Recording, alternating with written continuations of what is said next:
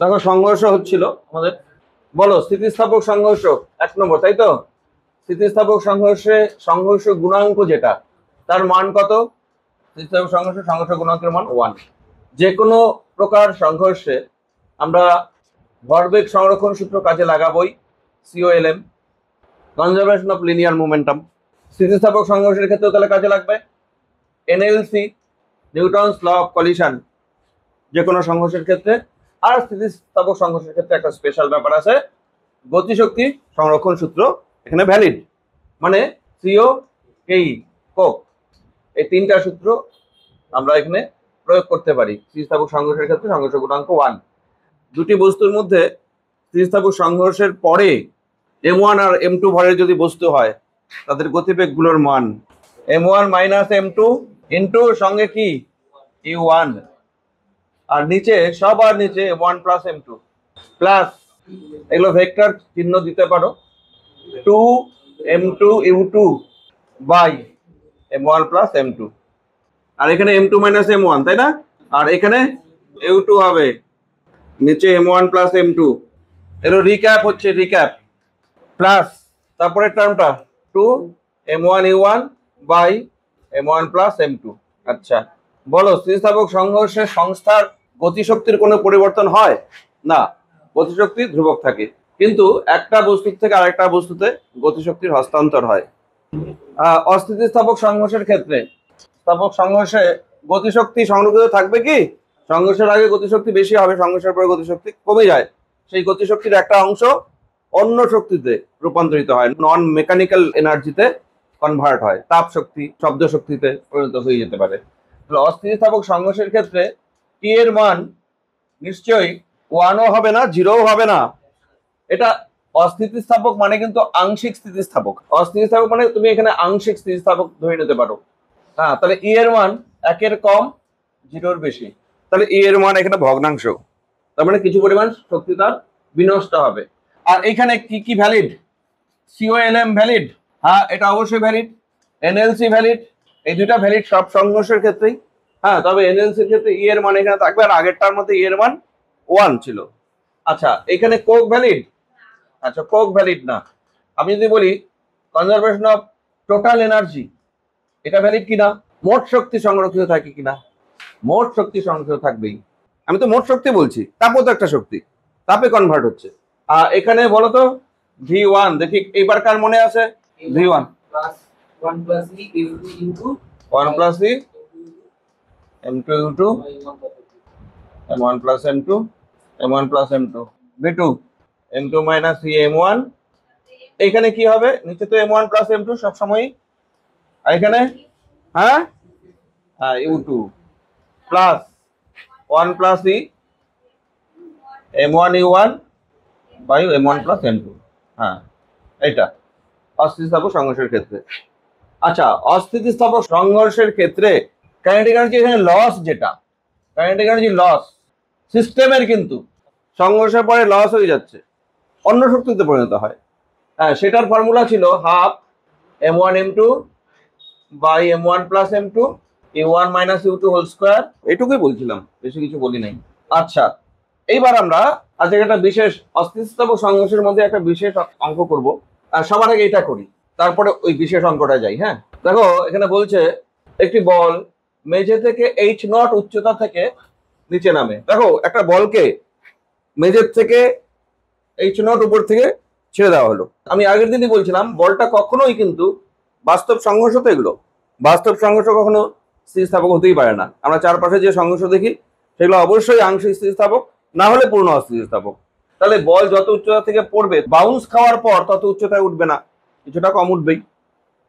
এখানে প্রশ্ন হচ্ছে মেঝের সাথে সংঘর্ষের ঠিক আগে বেগ V0, এই যে মেঝের সঙ্গে সংঘর্ষের আগে দেখো বেগ V0 আছে, ঠিক মেঝেতে সংঘর্ষ হওয়ার পর ওইখানেই গতিবেগ উপরে ওঠার সময় কিন্তু কমে যাবে। যে গতিবেগে মেঝেতে আঘাত করবে, আঘাত করার পরে যদি সেই গতিবেগই হয় তাহলে কিন্তু তত হাইটে উঠবে।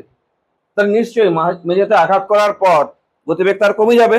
তাহলে V0 থেকে V0 গতিবেগে যদি মেঝেতে আঘাত করে, ওঠার সময় ওইখানেই গতিবেগ V1, এটা নিশ্চয়ই V0 থেকে কম, কারণ সংঘর্ষ হচ্ছে অস্থিতিস্থাপক, মানে আংশিক স্থিতিস্থাপক। আর স্থিতিস্থাপক সংঘর্ষ হলে কি হতো, V0 আর V1 ইকুয়াল হতো। ইকুয়াল হওয়া মানে আবার একই হাইটে উঠতো, আবার নামতো, আবার একই হাইটে উঠতো, চলতেই থাকতো সারা জীবন স্থিতিস্থাপক সংঘর্ষ হলে। কিন্তু বাস্তব সংঘর্ষ এগুলো। প্রশ্ন কি দেখি, সংঘর্ষ গুণাঙ্ক ই হলে সংঘর্ষের ঠিক পরে বেগের মান কত? আচ্ছা দেখো, বলছে উপর থেকে ছাড়া হলো, V0 গতিবেগে মাটিতে আঘাত করে, V1টা কত হবে? এটা প্রশ্ন।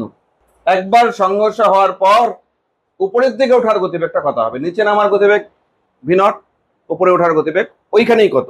আচ্ছা দেখো, এমনি বিষয়টা কি হয়, উপর থেকে যখন এখান থেকে যখন ছাড়া হবে বস্তুর গতিবেগ আস্তে আস্তে বাড়বে, বাড়তে বাড়তে এখানে V0 হয়, যখন এখানে ড্রপ খেয়ে উপর দিকে উঠবে ঠিক সেই মুহূর্তে গতিবেগ V1 আমি ধরলাম, আবার আস্তে আস্তে গতিবেগ তার কি হবে, কমবে, কমতে কমতে এই বিন্দুতে গিয়ে আবার কি হবে, 0 হবে, আবার ওখান থেকে আবার পড়বে। আমি সেগুলোকে নেগলেক্ট করছি। হ্যাঁ, প্রথম একটা বাউন্সই আমরা ধরে নিচ্ছি, তাহলে একটা বাউন্সের পর গতিবেগ কত হবে এটা এখানে প্রশ্ন। তারপরে পরের প্রশ্নে আমাদের আসতে পারে এরকম 10টা বাউন্স হওয়ার পর কত উচ্চতায় বা কত গতিবেগ হবে। হ্যাঁ, এরকম বিভিন্ন প্রশ্ন হতে পারে, সেই এই বিষয়টাই এখন পড়ার আমাদের মূল বিষয়। তাহলে এইখানকার গতিবেগ V0 দেওয়া আছে, নামার গতিবেগ, ওঠার গতিবেগ V1, এটা কত এটা চাই। কিভাবে আমরা বার করব? তুমি এখানে নিউটনের সূত্র কাজে লাগাও, এনএলসি ফ্রম, দেখি প্রয়োগ করতে পারো কিনা। একটা বস্তু হচ্ছে প্রাথমিক গতিবেগ U1 আর একটা বস্তু U2, এটাই তো ধরি আমরা। ধরো বলটা হচ্ছে 1 নম্বর বস্তু, 2 নম্বর বস্তু এখানে কার সঙ্গে সংঘর্ষ ঘটাচ্ছে, মেঝেটা হচ্ছে 2 নম্বর বস্তু। আচ্ছা আগে এনএলসিটা বলো তো দেখি, V2 minus V1 equal two E into U1 minus U2, তাই না? আচ্ছা আমি ভেক্টর সাইন দিলাম না, আমি চিহ্নই নিয়ে নিব। বলো তো এখানে মাটিতে লাগার গতিবেগ বলের V0, তাহলে এখানে কার মান V0? আমি 1 নম্বর বস্তু আগে ধরছি, এটা সংঘর্ষের আগের গতিবেগ U1 U2, তো সংঘর্ষের আগের গতিবেগ এই V0 মানে U1, ঠিক আছে? আচ্ছা তাহলে এখানে U1 V0 না বলে মাইনাস V0 লিখতে হবে নিচের দিক। U1 গেল, U2 কত? U2 মানে কার গতিবেগ? সংঘর্ষের আগের গতিবেগ লেখা হচ্ছে। U1 U2 তো সংঘর্ষের আগের বেগ বস্তু দুটোর। U1 হচ্ছে বলের আর U2 হচ্ছে কার? মেঝের। মেঝের গতিবেগ তাহলে 0। আমরা চাই সংঘর্ষের পরে প্রথম বস্তুর গতিবেগ মানে V1টা চাই, এটা V1ই দেওয়া আছে না, মানে বলের গতিবেগ, সংঘর্ষের পরে V1 চাই। V2 কত আছে? মাটির গতিবেগ, সংঘর্ষের পরেও তো তার 0, তাহলে এখানে তুমি বসাও, দেখো তো কি পাচ্ছ। V2 মানে 0 মাইনাস V1 বার করব ইকুয়াল টু E, U1 কত? U1 হচ্ছে মাইনাস V0 আর U2 কত? U2 তো 0। নিউটনের সূত্র থেকে আমরা পেলাম minus V1 equal two minus EV0। আমাদের চাই কোনটা? V1 না? তাহলে V1 is equal two EV0। বুঝতে পারছো? এবার উচ্চতার সাপেক্ষে লেখাও শিখতে হবে। V0 মানে কোন গতিবেগ? মাটিতে পড়ার বেগ। এইখানকার বেগ কত? 0। তাহলে মাটিতে পড়ার বেগ তোমরা জানো V square is equal two U square plus 2GH এর মধ্যে যদি আমরা বসাই, V কত? V0, U কত? 0, তাহলে V0 square equal two 0 square plus 2GH0 লিখতে পারি। তাহলে V0 মানে কি? রুট ওভার V0 মানে হচ্ছে, এইভাবেও লিখতে পারো 2GH0, কতটা উচ্চতা থেকে নামলো। H এর সাপেক্ষে লিখলে এটা, V এর সাপেক্ষে লিখলে এটা। আচ্ছা দেখো, তারপর একটি বল 25 সেন্টিমিটার উচ্চতা থেকে পড়ে, 25 সেন্টিমিটার উচ্চতা থেকে পড়ে বাউন্স করার পর এটি 9 সেন্টিমিটার উচ্চতায় ওঠে, সংঘর্ষ গুণাঙ্ক নির্ণয় করো। একটা বল 25 সেন্টিমিটার উচ্চতা থেকে নিচে পড়লো, এটা 25 সেন্টিমিটার, এবার বাউন্স করার পর যে উচ্চতায় উঠবে সেটা বললো 9 সেন্টিমিটার। এই কত? দেখো আমরা এইমাত্র একবার প্রতিক্ষিপ্ত হওয়ার পর ওঠার সময় গতিবেগ এটা, আর এটা নামার গতিবেগ, তাহলে আমি এটাকে ইউজ করি। যখন নামবে তখন V0, যখন উঠবে তখন V1 যদি হয়, তাহলে তো আমি লিখতেই পারি V1 equal two EV0। V0 মানে কত উচ্চতা থেকে নামছে? 25 থেকে নামার পর এখানে গতিবেগ রুট ওভার 2GH0 লিখলাম। কতটা উপরে উঠবে সেটা H1 যদি হয়, তাহলে আমি রুট ওভার 2GH1 লিখতে পারি। V1টা এখানে প্রাথমিক গতিবেগ কত? 0 আর V0 দিয়ে উচ্চতা H0, এখানেও অন্তিম গতিবেগ 0 আর V1 দিয়ে উচ্চতা h1, একই সূত্র আসবে, স্কোয়ার করে দাও, স্কোয়ার করলে 2gh1 equal to E square 2gh0, 2g কাটা যায় দেখো, তাহলে h1 equal to E square h0। এটা স্ট্যান্ডার্ড সূত্র হিসাবে মনে রাখো, আমি এইখানেই লিখে দিই, h1 পরের উচ্চতাটা একবার প্রতিক্ষিপ্ত হওয়ার পর সেটা হচ্ছে ই স্কোয়ার ইন্টু আগের উচ্চতা। এটাও খুব ইম্পর্টেন্ট কথা, পরের উচ্চতা h1 বাউন্স খাওয়ার পর স্কোয়ার ইন্টু h0, এটা আমরা পেলাম। এটা তো একের কম, ই তো একের কম, সেই জন্য h1 অবশ্যই ই নট থেকে কম, পরের উচ্চতা কম হবেই। তোমাকে যদি বলে একবার প্রতিক্ষিপ্ত হওয়ার পর গতিবেগ v1 is equal to e v naught, আর উচ্চতা আগের উচ্চতার স্কোয়ার গুণ, একটু পরে আমি টাইম বার করব, টাইম t1 এটাও et0, মানে নামতে যদি t0 টাইম লাগে, পরের উচ্চতাটা উঠতে টাইম লাগবে et0। গতিবেগ আর টাইমের ক্ষেত্রে ই গুণ হবে, উচ্চতার ক্ষেত্রে স্কোয়ার গুণ হবে। তাহলে 10 বার বাউন্স খাওয়ার পর আমি উচ্চতা বার করতে পারবো কিনা? পারবো। এভাবে একটা ফর্মুলা তৈরি করে নিব, 10 বার বাউন্স খাওয়ার পর গতিবেগ কত হবে বার করতে পারবো কিনা? পারবো।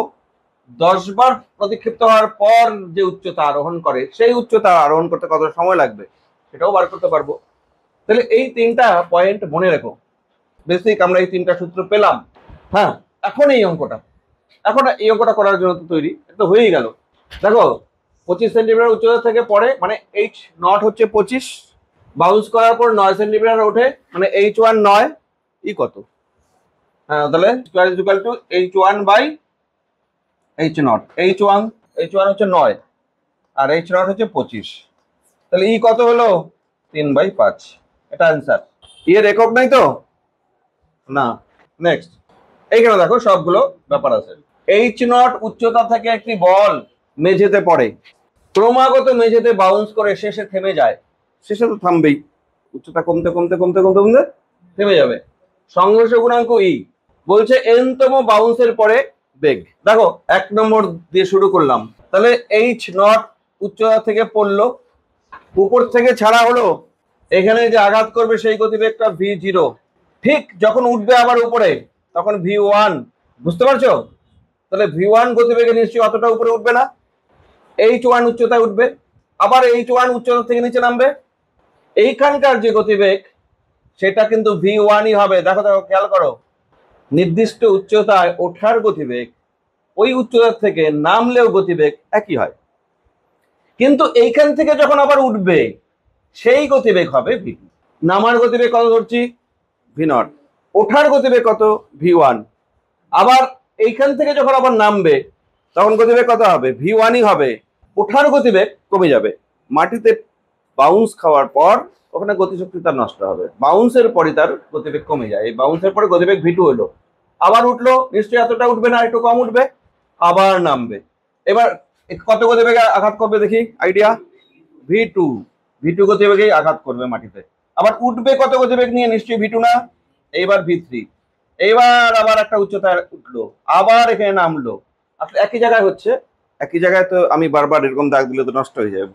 আচ্ছা, v3 গতিবেগ নিয়ে উঠলে নিশ্চয়ই একই উচ্চতা থেকে v3 গতিবেগ নিয়ে নামবে, তাহলে আঘাত করলো v3 গতিবেগে, আবার যখন উঠবে এখান থেকে তখন v4, এরকম না ব্যাপারটা? দেখো তো h0 উচ্চতা থেকে নামলো, পরে উঠলো কতখানি, নামলো কতখানি? h1, এই ওঠার উচ্চতা নামার উচ্চতা কি? আবার পরের উচ্চতাটা আবার এটার থেকে কম হবে, এটা হচ্ছে h2, নামার উচ্চতা কত হবে? পরের উচ্চতা এটা আবার কমে যাবে, এবার h3, আর এই নামার উচ্চতাও হবে h3, এইভাবে এটা আবার h4, এরকম হবে না? এই জিনিসটা হতে থাকবে। তা প্রথম প্রশ্ন হচ্ছে এনতম বাউন্সের পরে বেগ, একটা দুইটা বাউন্সের পরে বেগ কত আমরা দেখি, তাহলে হয়ে যাবে। একটি বাউন্সের পর বেগ v1, এটা আগে করলাম না, v0, দুইটি বাউন্সের পর বেগ, এবার খেয়াল করো, আমি v2 না দেব, এটাও ev, কি লিখবো বলো তো? ev নট, ev1 আগের গতিবেগের সঙ্গে ev1, এবার ev1 মানে v1 কত আবার? তাহলে e into ev not, square ev not, দ্বিতীয় বাউন্সের পর, তৃতীয় বাউন্সের পর বেগ v3 নিশ্চয়ই ev2 হবে, আর এইমাত্র আমরা ভি2 বের করলাম স্কোয়ার ভি নট, তার মানে এটা দাঁড়াচ্ছে ই কিউব ভি নট। আমরা কি এখন বুঝতে পারছি যে এন তম বাউন্সের পর কত হবে? হ্যাঁ, সুতরাং এন তম বাউন্সের পর বেগ Vn equal to E to the power N V naught. উচ্চতা হলে এটাকে √2gh0 লিখবো। বুঝতে পারছো আমার কথা? তারপরে প্রশ্ন দেখো, এন তম বাউন্সের ঠিক পরে সর্বাধিক উচ্চতা এইচ এন বার করতে হবে। একটু আগে আমরা দেখছি, এবার সর্বাধিক উচ্চতা 2 নম্বর। আচ্ছা বলো তো h1 is equal to E square h0 লিখছিলাম, পরের উচ্চতা ইকুয়াল টু আগের উচ্চতার ই স্কোয়ার টাইমস স্কোয়ার গুণ। তাহলে এখানে পরের উচ্চতা is equal to E square h0। এটা কি প্রথম বাউন্সের পর? এখানে একটু লিখে দাও তো, প্রথম বাউন্সের পর, জায়গা নেই মুছিয়ে দিচ্ছি। প্রথম বাউন্সের পর h1 is equal to E square h0। হ্যাঁ বলো তাহলে দ্বিতীয় বাউন্সের পর h2, সেটা নিশ্চয়ই ই square into h1। Square h1 মানে কি ই টু দি পাওয়ার 4 h0 হবে না? তৃতীয় বাউন্সের পর h3 স্কোয়ার h2 আবার, তাহলে দেখো এটা ই টু দি পাওয়ার 6 h0 হচ্ছে। বুঝতে পারছো দেখো কিভাবে আসছে? 1 যখন পাওয়ার কত 2, 2 যখন পাওয়ার কত 4, 3 যখন পাওয়ার কত। সুতরাং আমি যদি এন তম বাউন্সের পর বলি, এন তম বাউন্সের পর উচ্চতা hn, হ্যাঁ ই to the power 2n into h0। মনে রাখবে। পরের প্রশ্ন দেখবো 3 নম্বর, এন তম বাউন্সের পরে সর্বাধিক উচ্চতা উঠতে প্রয়োজনীয় সময় বা টাইম। নম্বর 3, একবার প্রতিক্ষিপ্ত হওয়ার পর টাইমটা কত সেটা আগে দেখি। ধরো আমি আবার ছবিটা আঁকি। হ্যাঁ, h0 প্রথম উচ্চতা তো h0 যেটা নামলো, এই টাইমটা আমি t0 ধরলাম। এবার এখান থেকে বাউন্স খাওয়ার পর পরের উচ্চতার জন্য টাইম t1, আবার এখানে যখন নামবে সেটাও t1 না, আবার বাউন্স খাওয়ার পর আবার একটা উচ্চতা উঠবে t2, আবার যখন নামবে সেই টাইমটাও কিন্তু t2, আবার বাউন্স খাওয়ার পর একটু কম t3, আবার নামবে t3 টাইম, আবার t4, এরকমই তো চলতে থাকবে নাকি? আচ্ছা লিখি একটু। প্রথম বাউন্সের পর v1 equal to e v naught time v1 is equal to gt1 u plus at, u তো 0, তাহলে এটাকে লিখবো আমি gt1 আর এটাকে লিখবো আমি gt0। জি কাটা t1 is equal two et0। আগের টাইম যদি t1 হয় পরের উচ্চতা উঠতে টাইম লাগবে et0। আগের টাইম যদি t0 হয় পরের উচ্চতা উঠতে টাইম লাগবে et0। তাহলে প্রথমবার বাউন্স খাওয়ার পর যে উচ্চতা সেটা উঠতে টাইম লাগবে এটা। এবার দ্বিতীয় বাউন্সের পর উচ্চতা উঠতে যে টাইম লাগবে t2, দ্বিতীয় বাউন্সের পর t2 ইকুয়াল টু নিশ্চয়ই et1 হবে। et1 মানে তাহলে স্কোয়ার t0। তৃতীয় বাউন্সের পর t3 ইকুয়াল টু et2, তার মানে ই কিউব t0। সুতরাং এনতম, তিনটা লিখি এনতম বাউন্সের পর বলো কিভাবে আসছে, tn E to the power n t0। আচ্ছা t0 তোমার কিন্তু দেওয়া নাও থাকতে পারে, দেওয়া আছে উচ্চতা। উচ্চতা জানা থাকলে অভিকর্ষাধীন গতির ক্ষেত্রে বলা হয়েছিল উপর থেকে নামতে যে সময়টা লাগে সেটা হচ্ছে 2h/g। t0 যখন তাহলে 2h0/g। t0 এর ভ্যালু অনেক সময়, হ্যাঁ তুমি এটা তো মনে রাখবে, t0টা দেওয়া থাকে না তো প্রথম উচ্চতা নামতে কত টাইম, ওটা অনেক সময় দেওয়া থাকে না, উচ্চতাটা দেওয়া থাকে। তাহলে উচ্চতার সাপেক্ষে তুমি যদি লিখতে চাও e to the power n into 2h0/g, tn এটা। মোট কথা ভি এর ক্ষেত্রে ই এর পাওয়ার কত হয় n, টি এর ক্ষেত্রে ই এর পাওয়ার কত হয় n, শুধু উচ্চতার ক্ষেত্রে ই এর পাওয়ার 2n হলো। আচ্ছা এইবার দেখো তাহলে 1 হয়ে গেল, 2 হয়ে গেল, 3 হয়ে গেল, পরে দেখি এখানে 4 আছে নাকি, হ্যাঁ 4।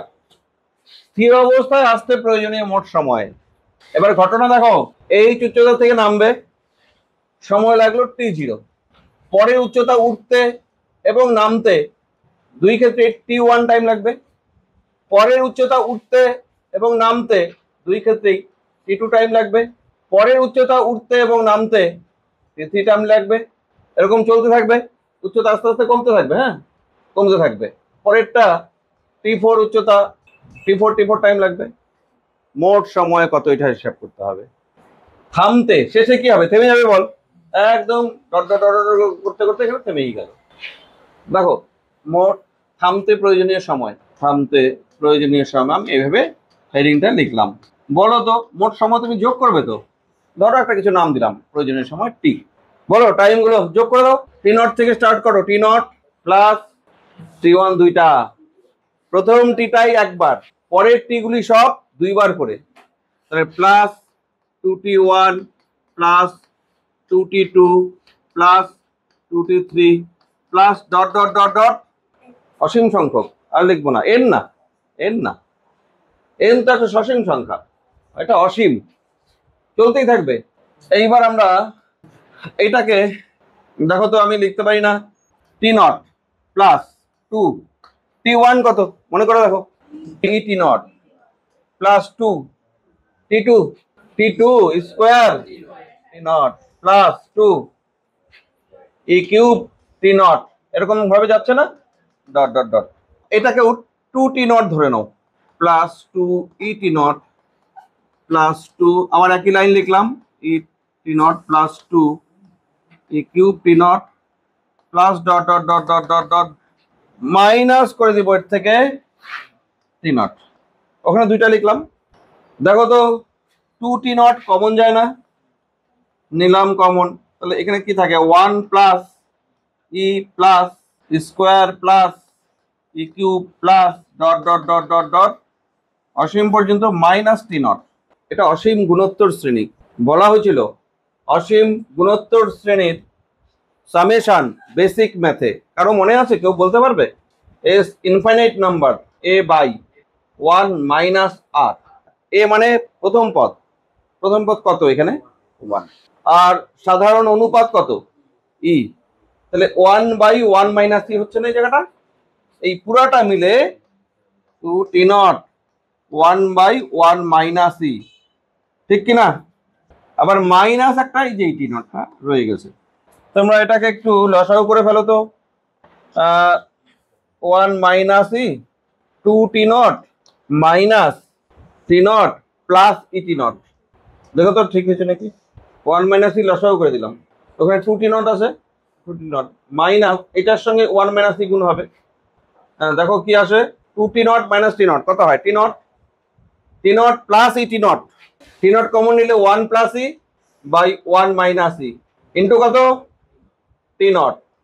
এবার T0 এর ভ্যালু আমি আবার বসাবো, এখন এটা বুঝে দিলাম, তাহলে আমাকে স্লাইড চেঞ্জ করতে হচ্ছে না। T0 তোমার দেওয়া থাকে না, দেওয়া থাকে H0, T0 আমি একটু আগে বলছি সময় হচ্ছে H দিয়ে এটা আসবে, হ্যাঁ লাস্ট স্থির অবস্থায় আসা পর্যন্ত মোট অতিক্রান্ত দূরত্ব, স্থির অবস্থায় আসা পর্যন্ত মোট অতিক্রান্ত দূরত্ব, এবার দূরত্ব উপর থেকে নামবে H0 তাই না, আবার এখান থেকে উঠবে H1 নামবে H1, আবার উঠবে H2 নামবে H2, উঠবে H3 নামবে H3, উঠবে H4 নামবে H4, এভাবে চলতে থাকে। তো মোট দূরত্ব বলো দেখি, প্রথম H0, পরেরটা H1, তারপরেরটা H1, H1 কয়টা আসবে, H2 কয়টা আসবে, H3 দুইটা, H0 বাদ দিয়ে সবই দুইটা করে আসছে, তাহলে মোট দূরত্ব একটা কিছু নাম দিলাম S, H0 plus 2H1 plus 2H2 plus 2H3 plus 2H4 plus dot dot dot dot, এরকম ভাবেই হবে।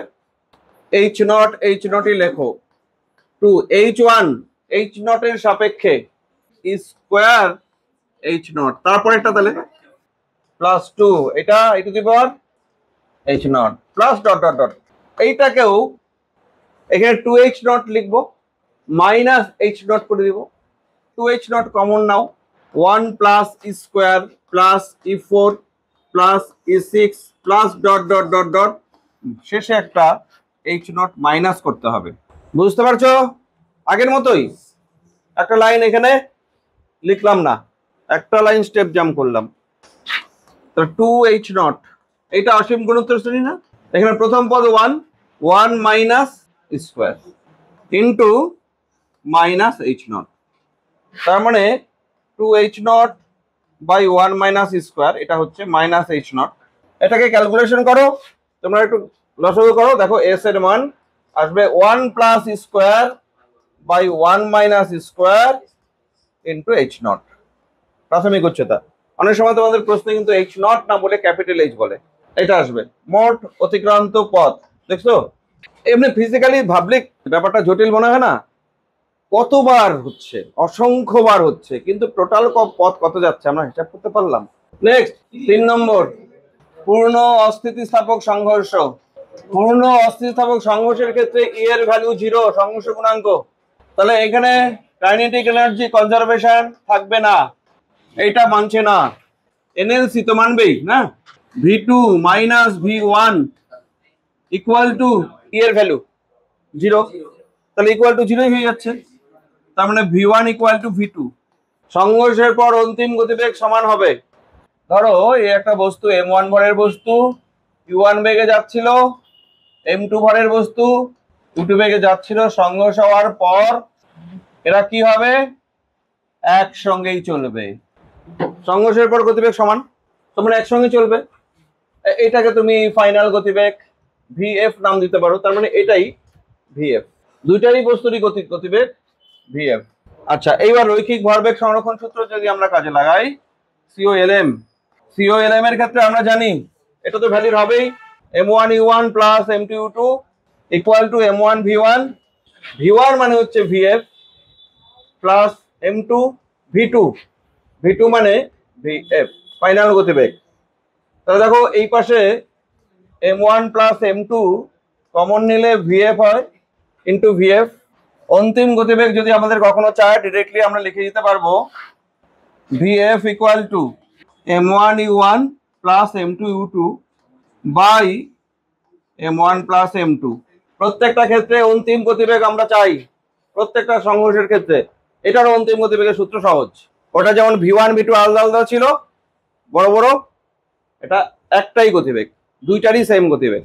আচ্ছা, আবার কাইনেটিক এনার্জি লস সব থেকে বেশি, সংস্থার গতিশক্তি হ্রাস, ডেল্টা কে লস কার সিস্টেমের, সংস্থাটির half m1 m2 by m1 plus m2 into এখানে u1 minus u2 whole square হবে। 1 মাইনাস ই স্কোয়ার, ই তো 0, সংস্থার গতিশক্তি হ্রাস। দেখি এরকম অঙ্ক আছে নাকি। হয়ে গেছে। 8 কেজি ভরের একটি বস্তু 6 মিটার পার সেকেন্ড বেগে চলে 4 মিটার পার সেকেন্ড বেগে বিপরীত দিকে 4 কেজি ভরের আরেকটি বস্তুর সঙ্গে সংঘর্ষ করে। সংঘর্ষের পর উভয়ে একে অপরের সাথে যুক্ত হয়ে পড়ে। এইটা দেখেই বুঝে গেলাম পূর্ণ অস্থিতিস্থাপক সংঘর্ষ। নিশ্চয়ই সিস্টেমের চূড়ান্ত বেগ আর গতিশক্তি হ্রাস, সিস্টেম তো একই সঙ্গে চলবে, দুইটা মিলিত হয়ে চলবে। VF বলো, VF কি লেখা হয়েছিল এইমাত্র? m1 u1 plus m2 u2 by m1 plus m2, এটা না? আচ্ছা বসাও, m1 কত দেখো 8 কেজি, তাই না? u1 কত আছে 6 প্লাস m2 কত 4 কেজি, u2 কত 4, কিন্তু বিপরীত দিকে -4, এগুলোর জন্য আমার ভুল না হয়। m1 প্লাস m2 8 যোগ 4, বাস এটা आंसर।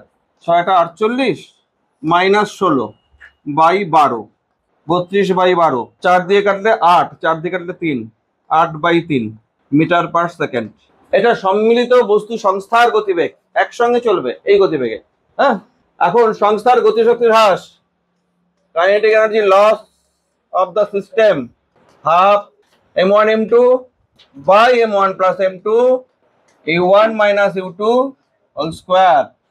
8 ইন্টু 4 বাই 8 যোগ 4, u1 কত 6, u2 কত -4, +4, ব্যাস যা আসবে তাই।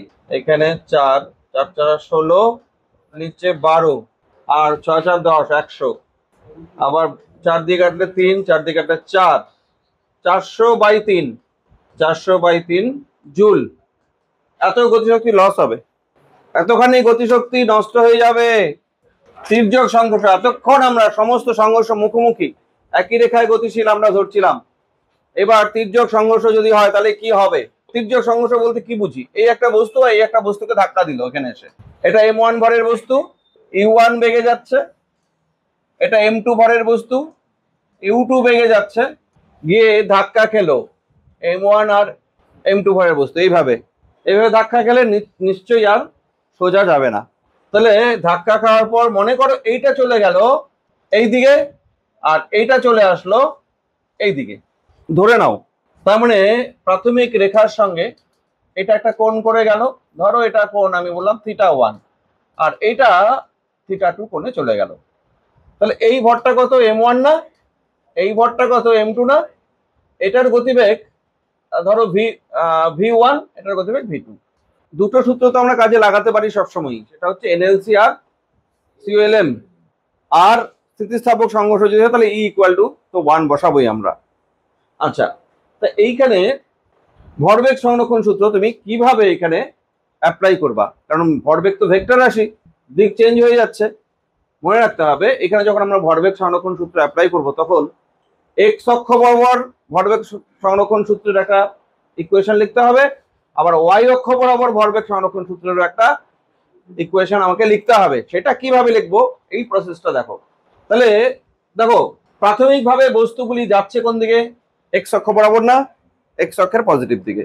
তো সংঘর্ষের আগে দুটো বস্তুই এক্স অক্ষের ধনাত্মক দিকে চলছে। যদি বলা হয় সংঘর্ষের আগে এক্স অক্ষ বরাবর, সংঘর্ষের আগে এক্স অক্ষ বরাবর প্রাথমিক ভরবেগ, তুমি কি করবে? m1 u1 plus m2 u2। এটাই দেখো দুই দিকে করতে হবে, এক্স অক্ষ বরাবর একবার নিতে হবে, এক্স অক্ষ বরাবর। দেখো এক্স অক্ষ বরাবর সংঘর্ষের আগে প্রাথমিক ভরবেগ বলো m1 u1 প্লাস, দেখতে হবে এক্স অক্ষ বরাবর চলছে কিনা। এখানে চলছে, আমাদের এই ডায়াগ্রাম অনুযায়ী চলছে। আর সংঘর্ষের পরে এক্স অক্ষ বরাবর ভরবেগ, এটা আবার কেমন কথা? সংঘর্ষের পরে এটা যাচ্ছে এইদিকে, এর একটা উপাংশ থাকবে এইদিকে v1 এর, বড় দিকে সংঘর্ষ কত উপাংশ? এই অ্যাঙ্গেল তো θ1 যদি হয় তাহলে এটা কত? v1 cos θ1, আর এইদিকে উপাংশ কত? v1 sin θ1। ঠিক এটারও তাই, এইটা θ2, তাহলে এদিকে কত? v2 cos θ2 আর এইদিকে v2 sin θ2। দেখো অ্যাপ্লাই করা শেখো।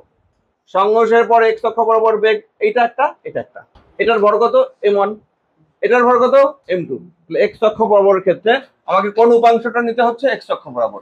তাহলে m1 এর সঙ্গে আমরা নিব এটা কত? v1 cos θ1 প্লাস m2 এর সঙ্গে নিব এক্স অক্ষ বরাবর v2 cos θ2। এই একটা ইকুয়েশন তৈরি করব আমরা। এবার ঠিক একই রকম ভাবে ওয়াই অক্ষ বরাবর। আচ্ছা দেখি ওয়াই অক্ষ বরাবর তোমরা আমাকে বলতে পারো নাকি? ওয়াই অক্ষ বরাবর ভরবেগ সংরক্ষণ সূত্র প্রয়োগ করো দেখি, বলো। সংঘর্ষের আগে ওয়াই অক্ষ বরাবর ভরবেগ 0, ওয়াই অক্ষ বরাবর সংঘর্ষের আগে কোনো বেগই ছিল না, এক্স অক্ষ বরাবর ছিল, তাহলে এদিকে 0 দুইটারই। হ্যাঁ, কিন্তু সংঘর্ষের পরে ওয়াই অক্ষ বরাবর হচ্ছে একটা m1 v1 sin θ1 আর একটা প্লাস m2 v2 sin θ2। বুঝতে পারছো? এই দুইটা সমীকরণ সলভ করে যা বের হবে সেটাই হবে অ্যান্সার। মানে সমীকরণটা লেখাই কথা। বুঝতে পারছো? এবার আমি একটা অঙ্ক দেই, একটা সহজ অঙ্ক। তির্যক সংঘর্ষ এমন হতে পারে সংঘর্ষের আগে একই দিকে ছিল না, ওটা এক্স অক্ষ ওয়াই অক্ষ বরাবর ছিল। তোমাকে দেখতে হবে এইরকমই যে অঙ্ক থাকবে তা না তো। সংঘর্ষের আগে এক্স অক্ষ বরাবর মোট ভরবেগ, সংঘর্ষের পরে এক্স অক্ষ বরাবর মোট ভরবেগ সমান করতে হবে। ঠিক একই রকম ভাবে সংঘর্ষের আগে ওয়াই অক্ষ বরাবর মোট ভরবেগ, সংঘর্ষের পরে ওয়াই অক্ষ বরাবর মোট ভরবেগ সমান করতে হবে। ঠিক আছে? ধরো আমি একটা অঙ্ক দিচ্ছি। স্মল এম ভরের একটা বস্তু এক্স অক্ষ বরাবর যাচ্ছে ভি গতিবেগে, স্মল ভি গতিবেগে। আরেকটা ক্যাপিটাল এম ভরের আরেকটা বস্তু ওয়াই অক্ষ বরাবর যাচ্ছে ক্যাপিটাল ভি গতিবেগে, যাচ্ছে গিয়ে এখানে ঠ্যাক করে সংঘর্ষ ঘটলো, দুইটা একসঙ্গে যুক্ত হয়ে গেল, যুক্ত হয়ে একই দিকে এই একটা নির্দিষ্ট দিকে ছুটতে শুরু করলো ভি বেগে। এই ভিটা কত আর প্রাথমিক দিকের সঙ্গে কোণ কত যুক্ত হয়ে গেছে, কিন্তু কোণ কত, এই দুইটা জিনিস চাইলো। প্রশ্ন বুঝতে পারছো? স্মল এম ভরের বস্তু স্মল ভি বেগে এক্স অক্ষের দিকে, এক্স অক্ষের ধনাত্মক দিকে। প্রশ্ন ভাষা দিয়ে থাকবে, তোমার তো ছবি আঁকা থাকবে না। স্মল এম ভরের বস্তু স্মল ভি গতিবেগে এক্স অক্ষের ধনাত্মক দিকে এবং ক্যাপিটাল এম ভরের বস্তু ক্যাপিটাল ভি গতিবেগে ওয়াই অক্ষের ধনাত্মক দিকে গিয়ে সংঘর্ষ ঘটালো এবং সংঘর্ষের পর দুটি বস্তু একসঙ্গে একটি নির্দিষ্ট দিকে ধাবিত হলো। এবার সংঘর্ষের পর ওই বস্তু সমন্বয়ের বস্তু সংস্থা একসঙ্গেই আছে, গতিবেগ কত এবং এক্স অক্ষের সঙ্গে কত কোণে সেটা হবে, সেই গতিবেগটা কত কোণে যাবে। যেটা আমরা বললাম একটু আগে সেটাই অ্যাপ্লাই করব। এক্স অক্ষ বরাবর আগে রৈখিক ভরবেগ সংরক্ষণ সূত্র আর ওয়াই অক্ষ বরাবর রৈখিক ভরবেগ সংরক্ষণ সূত্র লিখবো, অঙ্ক শেষ। এইটা বার করা আর এইটা বার করতে হবে, ওই সমীকরণ লিখলেই তো বের হয়ে যাবে। দেখো এক্স অক্ষ বরাবর তুমি সংরক্ষণ সূত্র প্রয়োগ করো, COLM প্রয়োগ করে। হ্যাঁ, এক্স অক্ষ বরাবর এটার ভরবেগ কত সংঘর্ষের আগে mv, কোন দিকে এক্স অক্ষ বরাবর, এইটার ভরবেগ এক্স অক্ষ বরাবর 0, এটা তো যাচ্ছে ওয়াই অক্ষ বরাবর। এই ভি এর এদিকে কোনো উপাংশ থাকবে? এটা না, উপাংশ থাকে না, লম্বভাবে কোনো উপাংশ হয় না। তাহলে এক্স অক্ষ বরাবর বলতে সংঘর্ষের আগে বলতে mv প্লাস 0, এটার mv আর এটার 0। এবার সংঘর্ষের পর স্মল এম ভরের বস্তুটা আর ক্যাপিটাল এম ভরের বস্তু একসঙ্গে হয়ে যায়, তাহলে এই দিকে এম প্লাস এম ভরের বস্তুটা যাচ্ছে, তাই না? গতিবেগ কত ধরা হলো? ভি। এদিকে তাহলে ভি কস থিটা, এদিকে ভি সাইন থিটা, কোনটা নিতে হবে? Cos theta. আমি লিখলাম M plus M into v cos theta, ঠিক লিখছি? তার মানে M plus M into v, capital v দিও, কস থিটা। আচ্ছা, ক্যাপিটাল ভি দিলে তো হবে না, এখানেও ক্যাপিটাল ভি এটাও ক্যাপিটাল ভি হয়ে গেছে, তাই না? তাহলে এটা আমি V1 প্রাইম দিয়ে দিই একটা কিছু। আচ্ছা, ভি প্রাইম দিলাম, এটা তাহলে ভি প্রাইম। হ্যাঁ, তাহলে v prime is equal to M V. হ্যাঁ, এটা 1 নম্বর সমীকরণ। এবার ওয়াই অক্ষ বরাবর ভরবেগ সংরক্ষণ সূত্র COLM প্রয়োগ করে, এটার তো নাই, এটার আছে। এবার এম ভি পজিটিভ দিকে যাচ্ছে তো, এই জন্য পজিটিভ, উল্টা দিকে আসলে নেগেটিভ নিতে হইতো, তাহলে এম ভি আর ওটার তো 0। এবার সংঘর্ষের পর দুটা তো একসঙ্গে হয়ে যাচ্ছে, M plus M into v prime sine theta, ঠিক আছে না? তার মানে M plus M v prime sine theta is equal to capital M V. 2 নম্বর সমীকরণ বার করতে হবে কি ভি প্রাইম আর থিটা, দুইটা সমীকরণ থেকে দুইটা জিনিস বার করা যাবেই। বলো, শর্ট প্রসেস। 2/1 নম্বর সমীকরণ, আর m plus M v prime sine theta আর এদিকে m plus M v prime cos theta equal to 2 এর ক্ষেত্রে ক্যাপিটাল এম ভি, 1 এর ক্ষেত্রে স্মল এম ভি। হ্যাঁ, যা আসবে তাই। tan theta is equal to M v by m v, তাহলে theta is equal to tan inverse, এটাই লিখতে হবে, m v by m v. হয়ে গেল কোণ। এইবার এখন 1 এর স্কোয়ার যোগ 2 এর স্কোয়ার, এটা করব। এম প্লাস এম এর স্কোয়ার ভি প্রাইমের স্কোয়ার, ওটা কি কস স্কোয়ার থিটা ছিল না, cos square theta plus M plus M square v prime square sine square theta equal to, পুরোটা ছিল small M square v square plus capital M square capital v square. চলে আসছে না?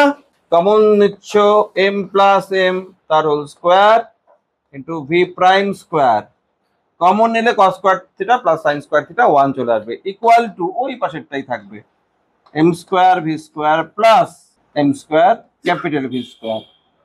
এরপরে এই line এখানে লিখি, তাহলে শেষ হয়ে যাবে আমার।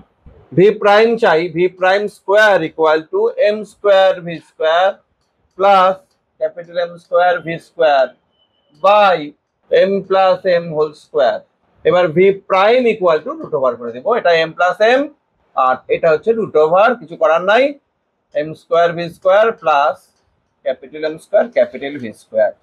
দেখছো, একটু বুদ্ধি অ্যাপ্লাই করতে হবে, নাহলে অঙ্ক তো আটকে যাবে, নাহলে ক্যালকুলেশন করতেই থাকবা, মিলবেই না। দেখি তির্যক সংঘর্ষের একটা অঙ্ক। সমভরের দুটি কণা 2 মিটার পার সেকেন্ড এবং 1 মিটার পার সেকেন্ড বেগে পারস্পরিক লম্ব দিয়ে গতিশীল হয়ে ধাক্কা খায় এবং একসঙ্গে যুক্ত হয়ে পড়ে। সংঘর্ষের পরে যুক্ত সংস্থার বেগের মান নির্ণয় করো। তাহলে ওই সূত্রের মধ্যে এম এম করে দিলে তো হয়ে যাবে। হ্যাঁ, ভি প্রাইম যুক্ত হয়ে পড়ে তো কি ছিল, root over M square small v square plus M square বড় ভি স্কোয়ার, নিচে এম প্লাস এম না। আচ্ছা, এটা দিয়ে বসাই, করলে ওইভাবেই করবো। 2m সমান, তাহলে এম বাইরে আসবে, এটা সমান তো, আমি সব এম সমান করে দিই, m square v square plus M square বড় v square by m plus m মানে 2m। উপরের এম বাইরে আসবে, মানে ভেতর স্কোয়ার রুটের বাইরে আসলে শুধু এম হবে, সেই এম এই এম কাটবে, তাহলে উপরে small v square plus capital v square by 2 থাকে না। এখন দুইটা গতিবেগ দেওয়া আছে দেখো, একটা 2 আর একটা 1, তাহলে 2 এর স্কোয়ার 4, 1 এর স্কোয়ার 1, তার root over by 2, root 5 by 2 metre per second. বুঝতে পারছো যুক্ত সংস্থার বেগ।